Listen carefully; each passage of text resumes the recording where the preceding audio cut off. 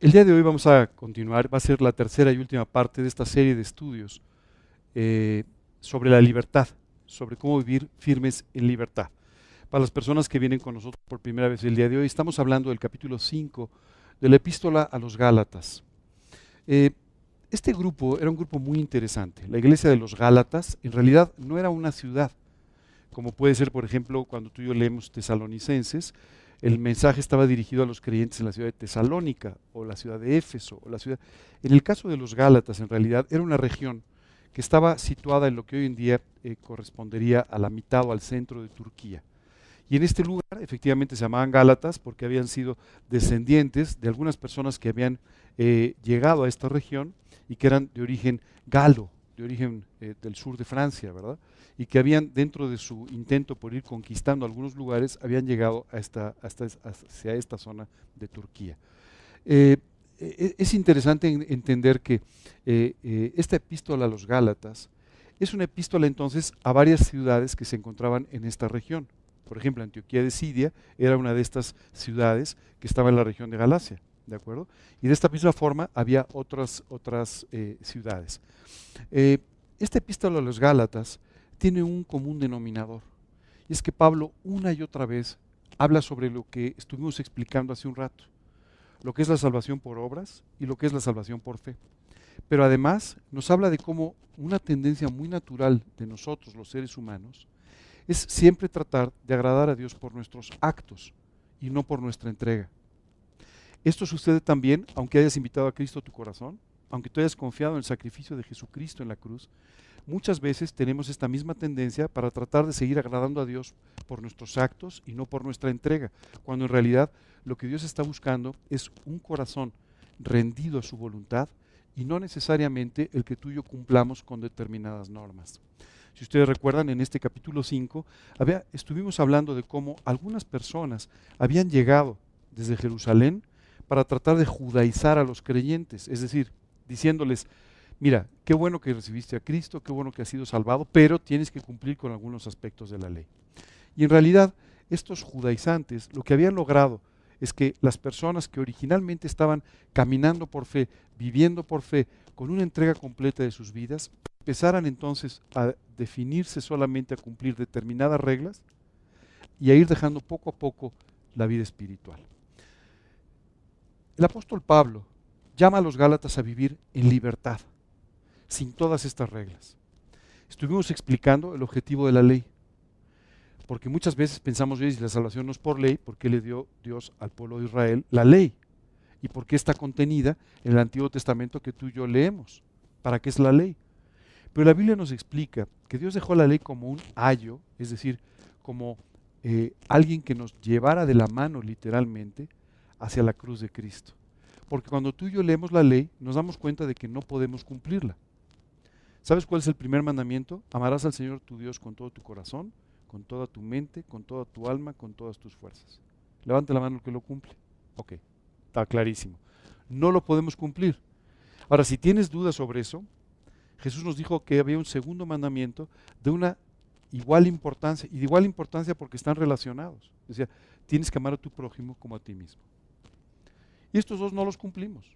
Ya el tercero, el cuarto, tampoco, pero estos dos primeros no los cumplimos.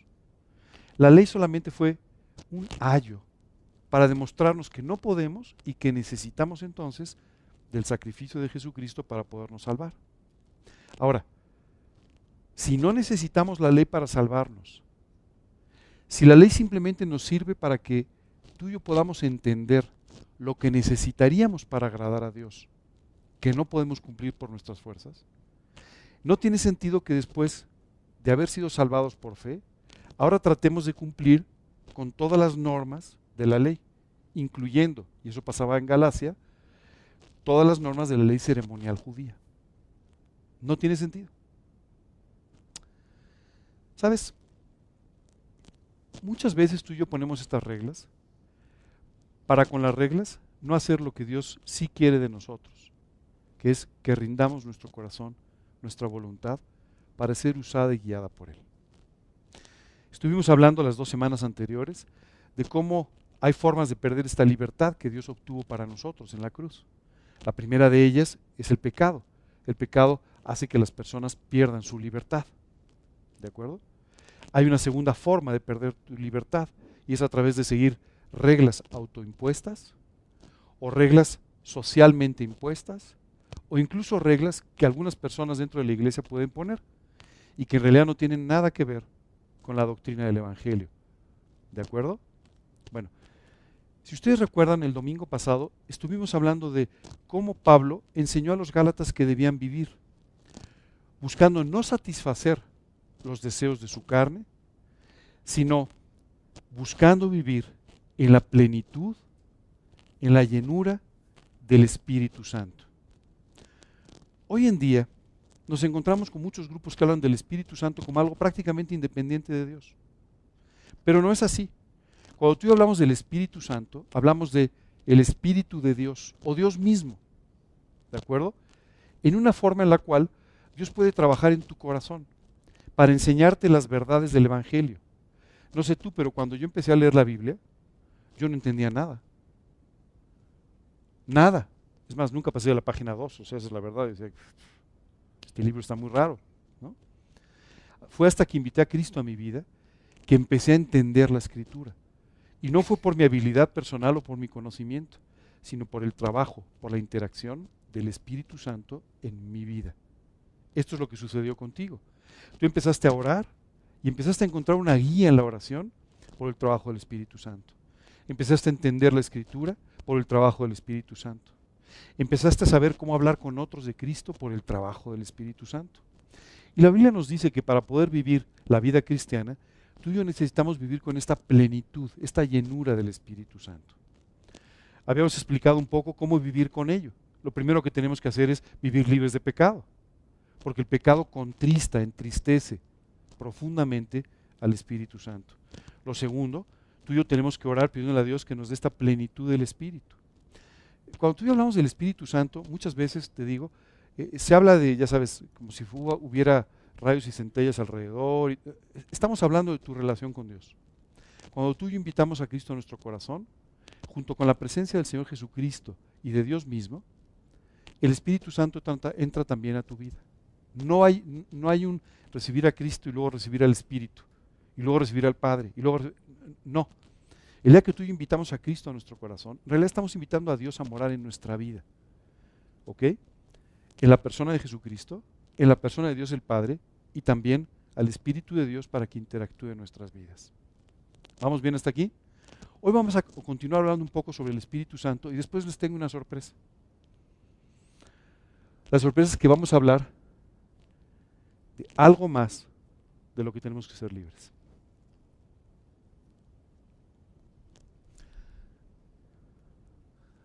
Dice la Escritura, mas el fruto del Espíritu es amor, gozo, paz, paciencia, benignidad, bondad, fe, mansedumbre, templanza.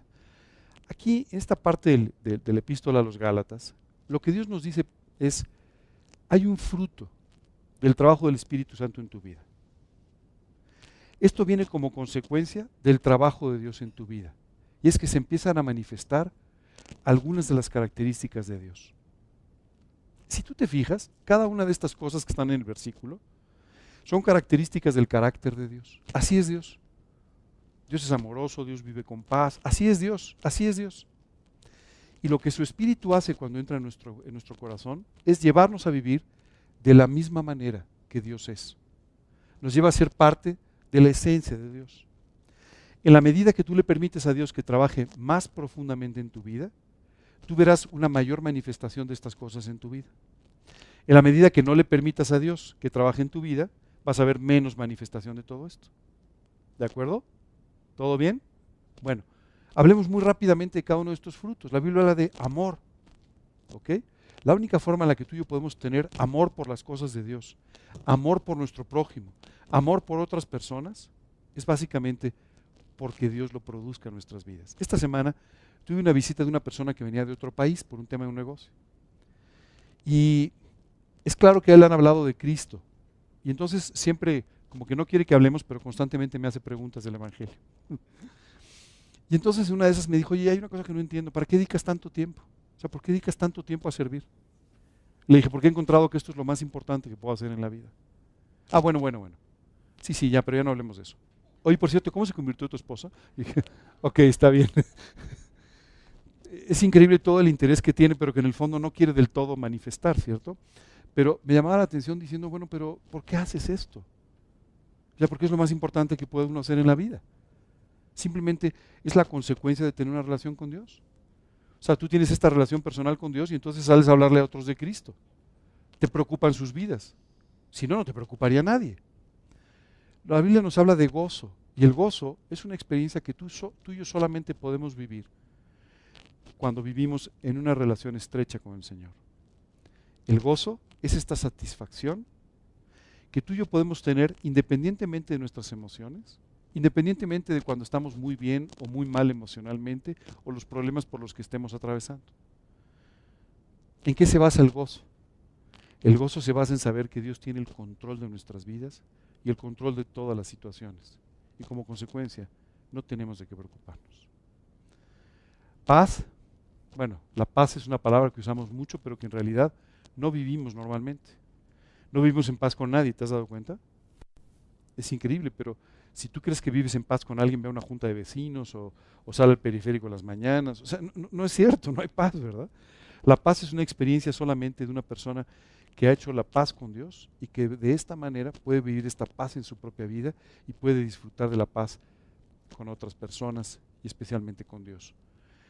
Paciencia, bueno, esto ya para qué les digo. La paciencia es algo que solo Dios puede producir, porque nosotros somos lo más impaciente que te puedes imaginar.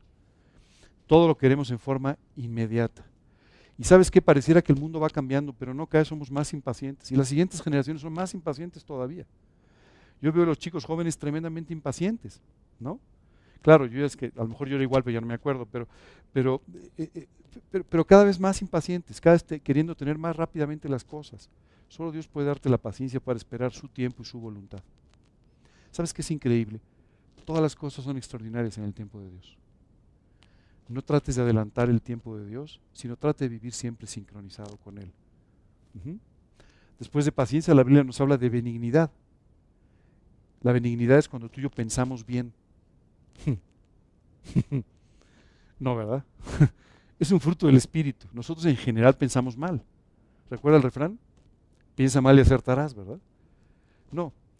Dios nos dice, piensa bien y estarás pensando con la mente de Dios. Esa es la benignidad. Cuando tú y yo pensamos bien siempre. Cuando tú y yo siempre tenemos pensamientos de bien, pensamientos de paz, de la misma manera que Dios los tiene con nosotros. La Biblia, además de benignidad, nos habla de bondad, que es la manifestación del carácter de Dios cuando actúas bien, ¿cierto? Después nos dice mansedumbre, y la palabra mansedumbre a veces es difícil de entender, pero la mansedumbre solamente nos habla de esta actitud que tú y yo tenemos cuando, antes de reaccionar en nuestras propias fuerzas, buscamos la guía y la voluntad de Dios para que sea Él el que nos muestre cómo decidir, cómo vivir, cómo hacer las cosas. Y por último, templanza. Templanza significa cuando tú no eres guiado por tus propias pasiones, por tus propios anhelos, sino eres guiado solamente por la voluntad de Dios en tu vida. Y dice después las Biblias, la Escritura, contra tales cosas no hay ley. Yo te invito a que busques toda la ley en la Biblia y no vas a encontrar nada en contra de estas cosas. Nunca vas a encontrar algo en contra de esto. Estas son las características de Dios, las características de su Espíritu y como consecuencia las características que tú y yo disfrutamos en nuestra vida en la medida que tenemos una relación profunda con Él. Y continúa diciendo, pero los que son de Cristo han crucificado la carne con sus pasiones y deseos. Si vivimos por el Espíritu, andemos también por el Espíritu, ¿no? Pablo le dice a los Gálatas, si ustedes se convirtieron a Cristo en una forma espiritual, si ustedes nacieron de nuevo espiritualmente, si ustedes vinieron a Cristo por el Espíritu, pues entonces sigan viviendo de la misma manera. Continúen viviendo por el Espíritu y no por la carne. Muchas veces estas reglas que nos autoimponemos o que nos impone alguien hacen que tú y yo dejemos de vivir por el Espíritu y empecemos a vivir por reglas. Y continúa diciendo, no nos hagamos vanagloriosos, irritándonos unos a otros, envidiándonos unos a otros. Porque esto es lo que pasa, ¿verdad? Cuando empezamos a vivir por obras, Pues entonces empezamos a compararnos con los demás. Y entonces yo me porto mejor que el de al lado, yo soy más inteligente que el de al lado, yo predico mejor que el de al lado, yo hago las cosas mejor. Y eso empieza a traer, ¿sabes qué? Rivalidades, envidias, irritaciones. Nunca caigas en este tipo de cosas. Las rivalidades son tan antiguas como la iglesia. Y siempre hay rivalidades. Este pastor es mejor que el otro, este predicador predica mejor, este atrae a más gente. Las rivalidades solamente son una manifestación de la carne. Sé fiel donde Dios te ha puesto. Lo único, escucha muy bien, lo único que a ti y a mí nos tiene que importar es algún día, cuando demos un paso a la eternidad, escuchar las siguientes palabras. Bien, buen siervo y fiel. En lo poco fuiste fiel, en lo mucho te pondré, entra al gozo de tu Señor. Esas son las palabras que a ti y a mí nos tienen que importar. Esa es la opinión que nos tiene que preocupar. A ti no te tiene que preocupar si la gente piensa que eres más espiritual que el otro, o que eres mejor predicador que el otro, o que eres más profundo que el otro. Lo único que te tiene que preocupar es la opinión de Dios con respecto a tu vida. Si esa opinión es la correcta, estás en lo correcto. Solo quiero decirte una cosa que a veces se nos olvida. El ministerio de cada uno de nosotros es igual de importante. Los seres humanos tenemos muchas inseguridades, no sé si te has dado cuenta. Si somos bajitos, nos preocupa, ¿verdad? El otro día entré a una zapatería y vi unos zapatos de mujer verdaderamente muy altos, ¿no? Yo dije, pues esto se los debe poner una persona que se siente que es muy bajita, ¿no? Para verse mucho más alta. De esta misma forma, escuchamos como, no, vístete de negro para que te veas más estilizado porque eres gordito. O sea, todo el tiempo tenemos ciertas inseguridades. Unos somos más altos, unos somos más bajos, unos somos de una forma, otros somos de otra. Solo quiero decirte una cosa. ¿Sabes cómo eres? Como Dios te creó. Y Dios te creó con las características específicas para cumplir su trabajo en tu vida. La próxima vez que tú te compares con alguien, por favor piensa en esto. Es que yo quisiera ser tan alto como, no, porque entonces tendrías que vivir su plan. Y Dios tiene un plan para ti. Y en tu plan tienes que ser más bajito. Es así. Dios te creó de acuerdo a lo que tú necesitas para cumplir su voluntad. Y cuando tú y yo quitamos los ojos de esto, empezamos a compararnos con todo el mundo. No tienes que ser el mejor predicador, ni el más simpático, ni el más esto, ni el más... No, tienes que ser como Dios te hizo. Tienes que ser fiel como Dios te hizo, donde Dios te puso, y hacer lo que Dios te dice que haces.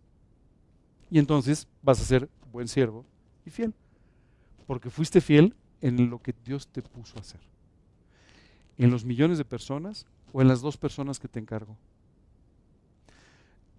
O en el edificio donde trabajas, como te estaba contando hace un rato. O en el hospital donde tuviste que ir o donde Dios te puso. ¿Sabes qué me llama la atención?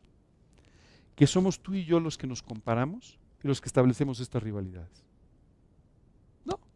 Oye, a lo mejor tu personalidad es más afín a los chicos jóvenes y muchos jóvenes van a seguirte. O a lo mejor tu personalidad es un poco más seria y seguramente van a ser señores más mayores los que te van a seguir. ¿Qué importa? Dios así te creó para usarte en el lugar donde te quiere usar, en la forma en la que Dios te quiere usar. Por favor, deja de pensar que eres bajito, alto, bueno, si eres gordito mejor adelgaza, pero que eres gordito, no gordito. O sea, deja de compararte con los demás y deja de pensar en tus cualidades o falta de cualidades. Y dale gracias a Dios por la forma en la que te creó. Porque de esta forma es como Dios te quiere usar. Y esta es la forma correcta para usarte en el plan que tiene para ti. Esto es lo que es extraordinario. Extraordinario. Y cuando llegues al cielo, no va a haber una lista, van a decir, a ver, ¿tú a cuánta gente seguiste? ¿A 10? ¿Tú? A 11. Pasa tú primero. No va a ser así. Solamente podremos escuchar esto. Bien, buen siervo y fiel. O no vas a escuchar esas palabras. Eso es todo. ¿Todo bien? Muy bien. Y una cosa más. Ok, Dios entonces nos ha hecho libres del pecado. Quiere que sigamos viviendo libres del pecado. Dios nos ha hecho libres de las reglas, ya hemos platicado de esto. Hay una cosa más de la que Dios te quiere liberar. de ti mismo. Tal vez esto es una de las cosas más importantes que Dios hace, liberarte de ti mismo. Que dejes de ser el que eres y que dejes de vivir por lo que tú quieres. Y empieces a ser como Cristo y a vivir como Él quiere que vivas. ¿Sabes una cosa? Hay veces que la personalidad nos estorba. Sí. Hay veces que el ser como somos nos estorba. No le permite a Dios poder ocupar este espacio en nuestra vida y que podamos reflejarlo a Él. A veces hay demasiado de nosotros mismos y muy poco de Cristo que la gente pueda ver.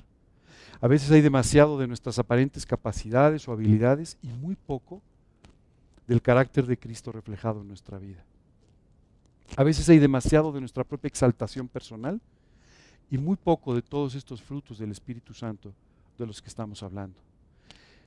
Déjame ponerte unas palabras, también dirigidas a los Gálatas por el apóstol Pablo en otro de los capítulos de esta epístola. Pablo decía, con Cristo estoy juntamente crucificado y ya no vivo yo, mas vive Cristo en mí. Y lo que ahora vivo en la carne, lo vivo en la fe del Hijo de Dios, el cual nos amó y se entregó a sí mismo por mí. Qué extraordinario el apóstol Pablo. ¿Sabes qué está diciendo? No me interesan mis cualidades. No me interesan aquellos dones que Dios me ha dado. No me interesan las pocas o muchas habilidades o cualidades personales que yo pueda tener. Yo he sido crucificado con Cristo. Con Él estoy juntamente crucificado para ya no vivir para mí mismo. Mientras leía esto, pensaba en cuántas ilusiones personales tenemos tú y yo.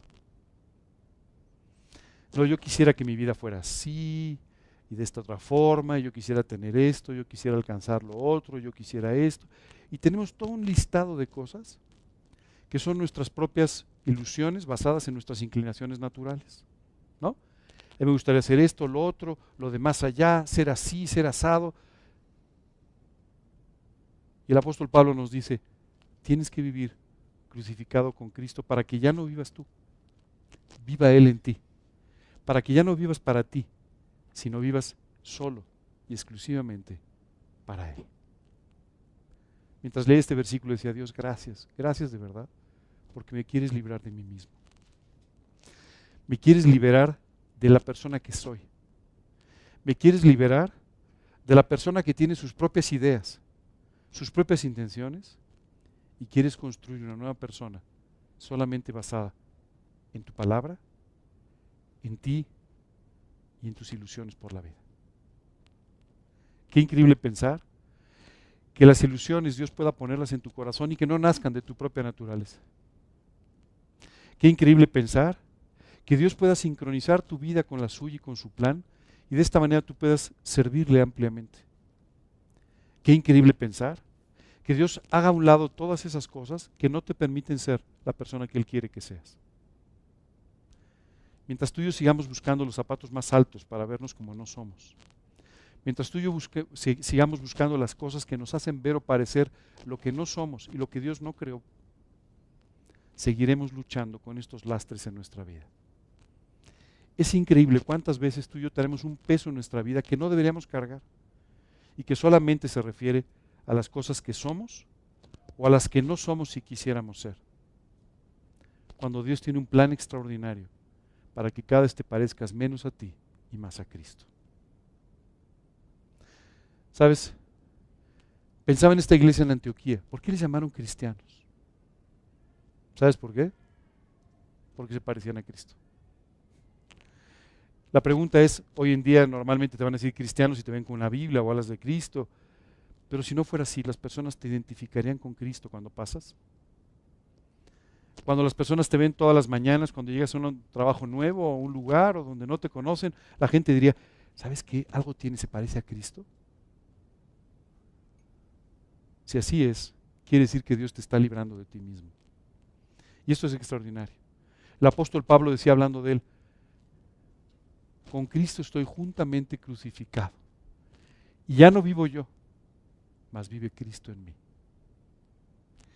Y lo que ahora vivo, lo vivo en la carne, lo vivo en la fe del Hijo de Dios, el cual nos amó y se entregó a sí mismo por mí. ¿Te acuerdas de Agustín? Ya no soy yo. Aquel hombre corriendo decía, ya no soy yo. ¿Tú podrías decir lo mismo? Ya no soy yo, es Cristo en mí. Si tú puedes decir esto, entonces Dios te ha dado libertad de ti mismo. Y entonces sí, te podrás parecer a Cristo. Y entonces sí, podrás servirle de la forma que Él quiere que lo hagas. Y escucharás las palabras, buen siervo y fiel, en lo poco fuiste fiel, en lo mucho te pondré. Qué extraordinario, ¿verdad? Porque siempre queremos ser lo que no somos, siempre queremos parecer lo que no somos, siempre queremos ser más, menos, sin darnos cuenta de que lo único importante es qué tan cerca vivimos del plan que Dios tiene para nuestras vidas, qué tan cerca nuestra vida está de este Cristo crucificado. ¿Sabes qué me llama la atención? Casi siempre tú y yo pensaríamos, ¿cómo te gustaría salir en una foto? Otra vez vi una persona que buscaba esas entre las fotos. No, estas no las subas a Facebook, ¿no? Porque no salgo bien. Seguro hacen lo mismo, ¿verdad? Quítale los ojos rojos, ¿verdad? Hazle esto, el otro a la foto para que no salga. ¿No? Te digo una cosa. A mí, ¿sabes qué me encantaría? Que en las fotos la gente dijera, ¿cómo se parece a Cristo? No que también se ve, sino cuánto se parece a Cristo. Si así fuera, Dios habría logrado su objetivo de vaciarnos a nosotros mismos y llenarnos entonces del trabajo de su Espíritu Santo. Esto es lo que Pablo está tratando de enseñarles. No solamente quería que los gálatas dejaran de vivir por obras, no solamente quería que los gálatas dejaran de escuchar a los judaizantes. Pablo estaba tratando de abrirles una ventana para que entendieran lo que era la vida cristiana. Lo que Pablo estaba tratando era decirles a los gálatas, dejen de vivir en sus propias fuerzas. Dejen de vivir por reglas. Dejen incluso de vivir siendo como son. Y permítanle a Cristo que haga el extraordinario de trabajo de convertirlos en un reflejo de Él. Si quieres un ejemplo, te voy a pedir que hoy que llegues a tu casa, hagas una cosa. Lo primero es te pares frente al espejo de tu baño. Seguro tienes un espejo en tu baño, ¿verdad? No díganme que sí, porque si no yo soy el único. Sí, tiene un espejo en su baño. Ok, está bien, ok, bien. O sea, sí se peinaron y se vieron en el espejo. Porque vienen todos bien peinados, o sea, yo creo que sí se vieron en un espejo. Ok. Véanse en el espejo, van a ver el reflejo. Así dice la Biblia. Que así como el reflejo en un espejo, así es el corazón del hombre. ¿Cierto? Ahora pongan una imagen, pongan un papel, pongan una fotografía, pongan algo en el espejo. Y vuelvan a ver en él. ¿No se van a ver? Esto es lo que están haciendo ustedes muchas veces cuando no le permiten a Dios que vacíe sus vidas y de esa manera lo reflejen.